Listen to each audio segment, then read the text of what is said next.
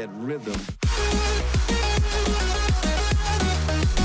Okay, hello guys, it's me back again. I am not dead, believe it or not. And today I'm going to be doing yet another tutorial. So today I'm going to be showing you how to make this cool space effect up here. So I'll just preview that now.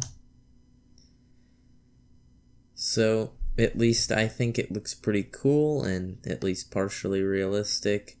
It's just a sort of starter effect, and obviously you can tinker with it and add more layers to it should you desire to, but this is just the basic effect to give you a really good space look. In my opinion, it looks best in thumbnails, but you know, whatever.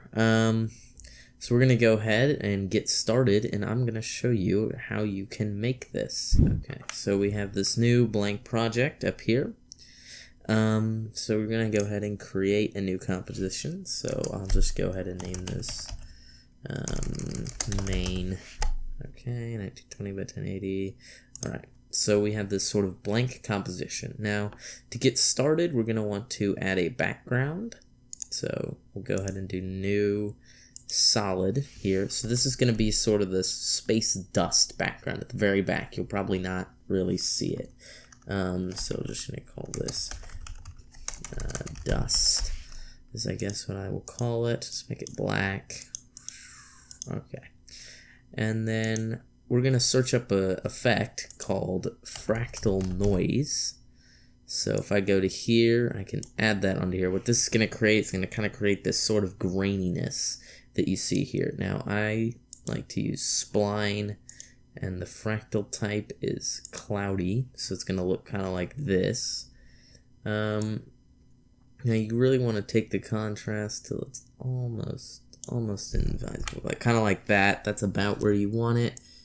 You can really kind of pull brightness from it. See, you can kind of tell that there's something there, and that's going to act as our base.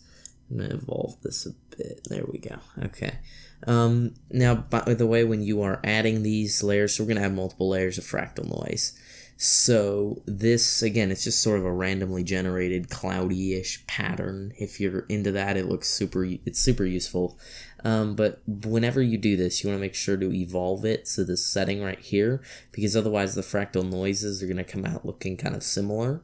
So you don't want them like perfectly matching each other. You want them to look different. So we're going to create another solid. Now this is where we get that sort of bluish effect.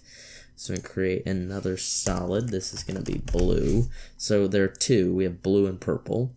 This one we're going to add fractal noise to it, but we're going to add a special property here. So if you go down to toggle switches / modes on this one, you should see this mode here. Set that to screen. And what that's going to do is allow the background that you have to come through it. Now you can't really see it right now, but again, you're going to use cloudy spline, but this time I want you to click invert, so it kind of looks like that.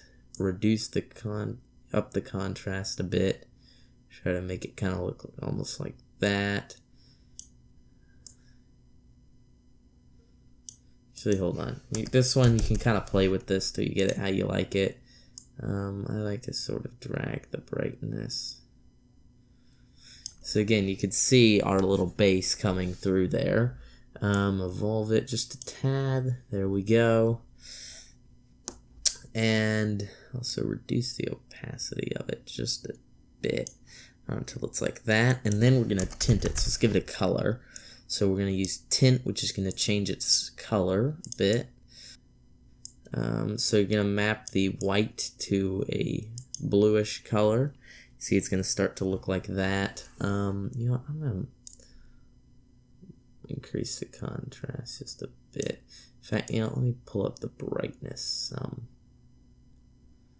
some, not a lot. And then we also want to add a glow effect to this, which you can just kind of drop down, and then you'll get these little sort of spikes. Then pull down the brightness again. And now you just sort of get this like faint bluish background. Intensity, let me bring that up a bit.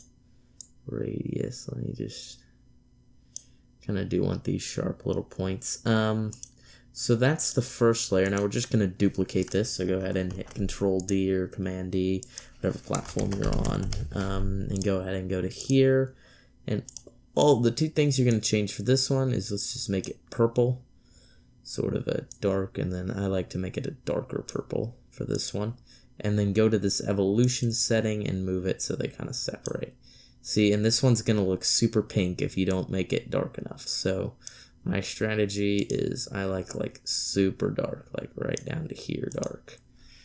And then for this purple one, you kind of want to, it's being super bright. Hold on, let's see if I can make it like, I do want it to appear just not as bright as it is. And turn down the brightness of that a bit. And so now you kind of get this sort of purplish blue space background. And that's sort of what we're going for here. So go ahead and click all of these, and you're going to pre-compose them. So this is just going to create a sort of sub-composition to hold them in. So we'll just call this BG for background. There we go. Now you're going to want to do something kind of weird to this. You won't think of it initially, but these edges kind of look sharp, and you can kind of tell that it doesn't really look fully normal. So what you're going to want to do is just add a Gaussian blur to it and pull that up until it kind of looks like that. And now that's going to just sort of fade it into an almost matte of color. You don't want to completely lose the sharpness, but you definitely want to de-emphasize that background a bit. And then now we're going to add in our color correction. So to do that, we're going to use an effect called curves. So this is going to allow us to manually manipulate the sort of various different, I guess, tones of it. So I'm going to go ahead and bring the blue channel up a bit. So to do that, just do this. It's going to sort of emphasize the blue a bit more. And then I think there's two. I want to draw the red down. So I'm going to pull red down ever. So now it's starting to look a little bit better. And then we'll do brightness and contrast right here. And we're going to drop the brightness a bit because it doesn't really look like a universe background, does it? But I do want to make it a bit more contrasting. So there we go. So see, now we have this nice sort of base background to start with. So to recap, I know I went pretty fast through this. We're just going to create these layers made up of fractal noise. So we have, our dust in the background with our cloudy spline settings. We've got you can play with the contrast. Again, these are all things you can really play with until you get them to a look that you really like. And you've got your purple and your blue, which are essentially copies of each other, and just make sure to change the evolution in between each fractal noise and retint it. And you can add other colors to this if you want to. You want to add a bit of green or something like that. I just like this look of it a lot. So let's go ahead and close that, go out to this version of it. Now it's time to add the stars. So there's a really easy effect to do this. We're just going to use something called CC Starburst. So let's go ahead and apply it. Actually, wait, sorry. Don't apply it to that. Create a new solid first, sorry. So we're gonna have to call this stars, and then you can apply it like so. It's gonna make these little black dots. Don't worry, you can do that. So just grab the fill, apply that too, make it white, and now you have these stars. Now these are obviously way too big. So the first thing we're gonna want to do is bring the size down to they kind of look like that. And this is going to be the final stars layer. We're going to make the speed 0. And we're going to make the grid spacing 1. So now they look like that. So now they kind of fade in the background. And now you want to make them a bit, that's too big, hold on. It's like 45, I think. And see, now you start to get your little universe stars background, the little stars floating around. And this is going to act as the base background for your universe scene. So already it's starting to come together, but we're going to create another set of stars. So we're going to create another black solid. This is going to be stars moving. So we're going to make the moving stars that you saw in the opening. Go ahead and grab yet another copy of CC Starburst. And then again, another fill. So just grab that again. This one white, Then the grid spacing for these is 2. And then you want to make the speed like this. I think I had it at 0.07 was about where I had it. You want to really scatter them out so till they start to look like that, and then pull the size down just a tad, and they'll start to, you want them to still pop from the background. And now if we view this, we can see it kind of looks like this. So now you've got your blank universe. But if you noticed in the opening scene, I had a little flare in the corner, a sort of bright spot, because the universe isn't just dark abyss like this depicts. Well, it kind of is, but you know, in most of the time it's characterized as having sort of a glow emanating from a certain point in it. And so to achieve that, we're going to create another solid, finally, to wrap it up. I'm going to call this the flare. Now you want to put this below the stars. So there you go. And this is your plain space background, by the way. If you don't like the blue and the sort of nebula look that having this gives you, you can always just plain use this. So if you're looking for just a plain normal black background, you can kind of do it like that. But now we are going to search up a lens flare. Okay, I spelled lens wrong. Here we go. Now that is way too bright. I like to pull it out a bit over here. Turn that down just a bit, and then you want to set it to 105 mm prime like this. The flare center is fine. Set the blend mode of this to screen once again. Now it's going to blend with the background. Now grab yourself a box blur for this one. Fast box blur is what I used. And then increase the blur radius to kind of like that. See, now it's starting to look kind of like a little glowing light in the background. And you can up the iterations of this too. And there you go. Now it starts to kind of resemble just a faint light in the background. And now we can add curves to it. Once again, curves is this color correction effect. Let's go grab the blue channel, and then I'm going to pull this up a lot. I really want to see we're starting to pull the blue out of it. It's becoming a bit more blue. Also like to pull up the green a bit. There we go.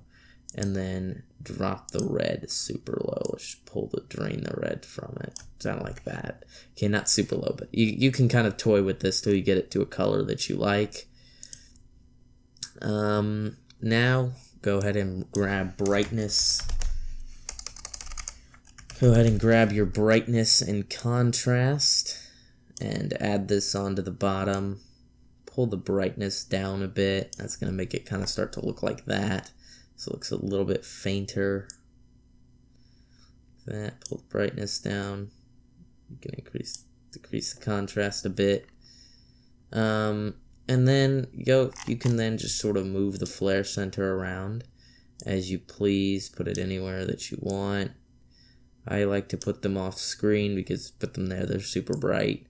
So you can go for putting it off screen a bit.